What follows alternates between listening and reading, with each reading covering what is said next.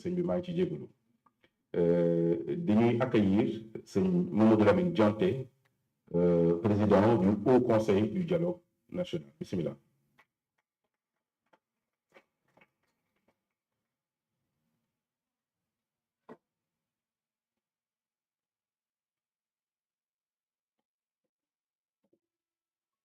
Le ministre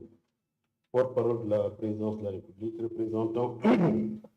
son Excellence Bassirou Diomaye Diakhar Faye, président de la République,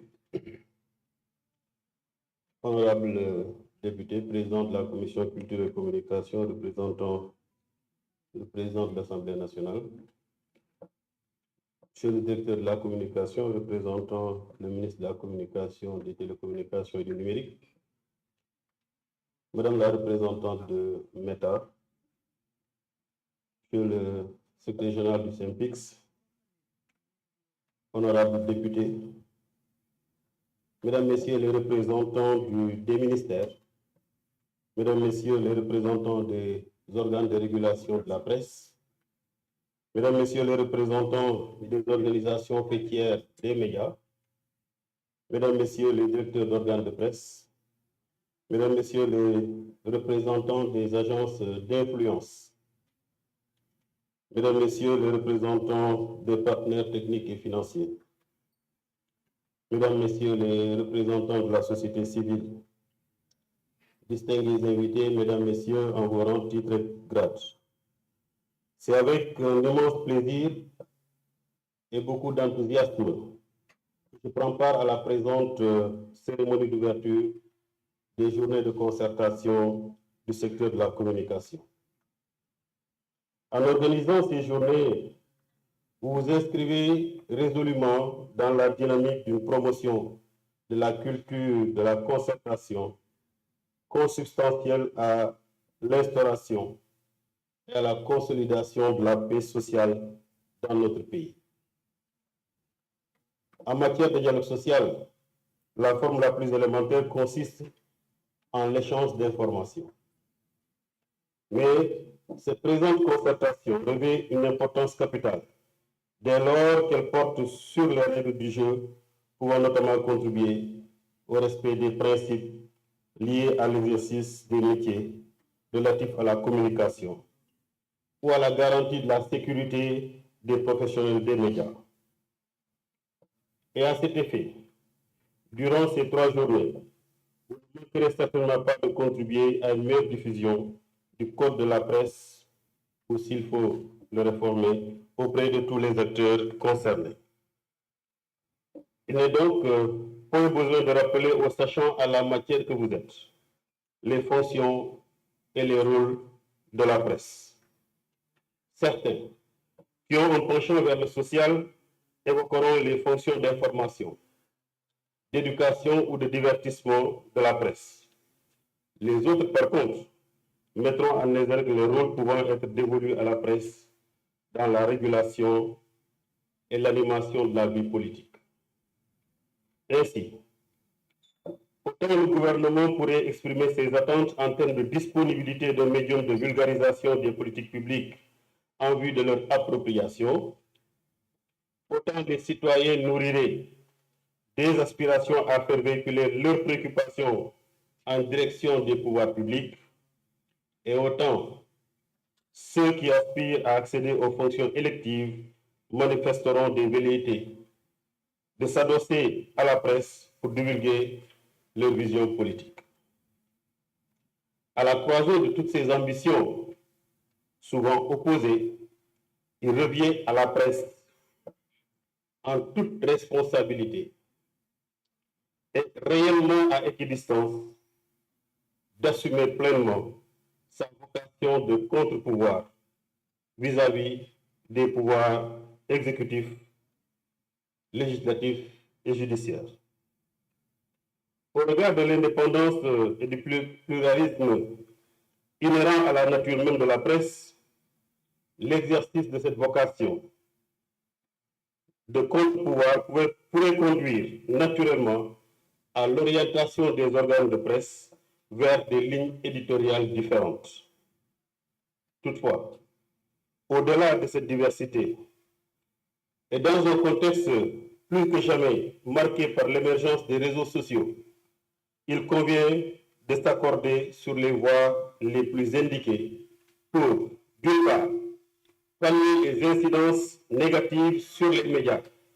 notamment sur la promotion d'une information intègre et crédible,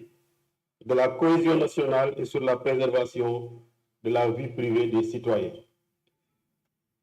Et d'autre part, mieux réguler les interventions des nouveaux acteurs projetés au devant de la scène par les réseaux sociaux. Loin d'être une contrainte ou une tentative d'asphyxie, la régulation des médias constitue plutôt un levier conciliant la liberté et la responsabilité de la presse. Et dans l'œuvre de l'éducation d'une démocratie durable, réguler ne signifie point censurer, mais garantir que tous les acteurs évoluent dans un cadre éthique, équitable et respectueux des droits fondamentaux. La régulation est d'autant plus urgente qu'aujourd'hui le cyberespace est à la fois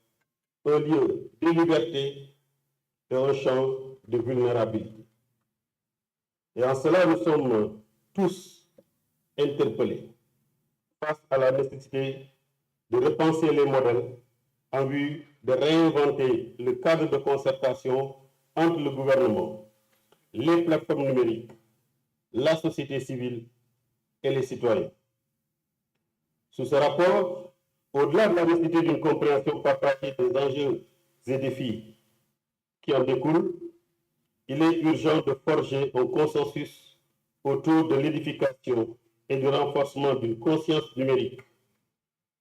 commune et d'en intégrer la substance dans le dispositif juridique et réglementaire applicable. Par ailleurs, nonobstant les résultats mitigés liés en partie à un défaut d'appropriation et d'application du Code de la presse, l'écosystème du secteur de la communication n'est jusqu'à présent pas encore propice à la promotion du travail décent et à la compétitivité économique des entreprises. Les conditions économiques dans lesquelles évoluent les médias impactent directement leur indépendance, leur qualité éditoriale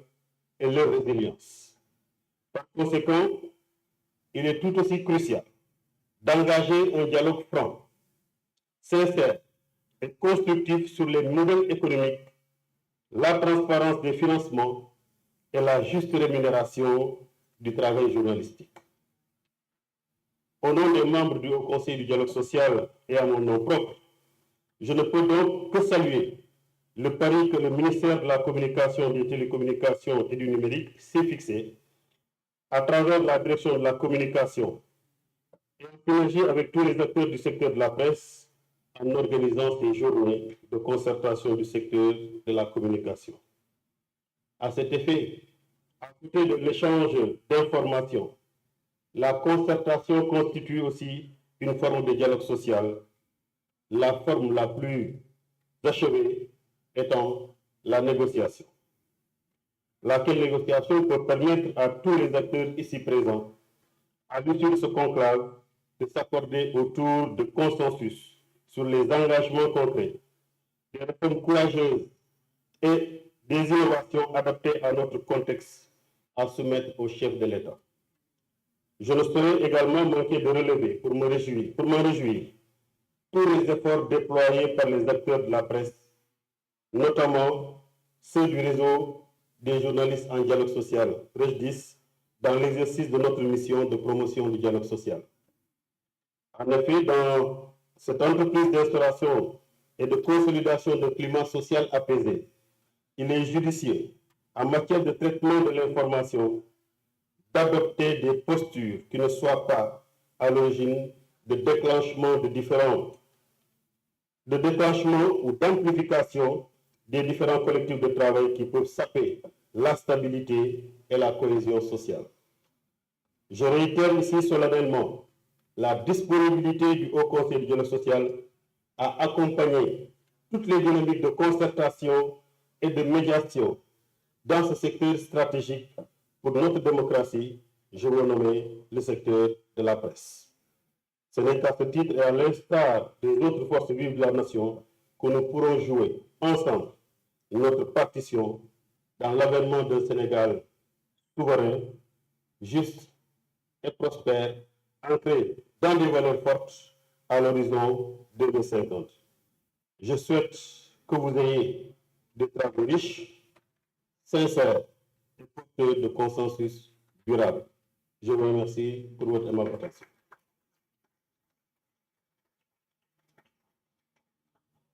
Merci beaucoup, M. Dianté.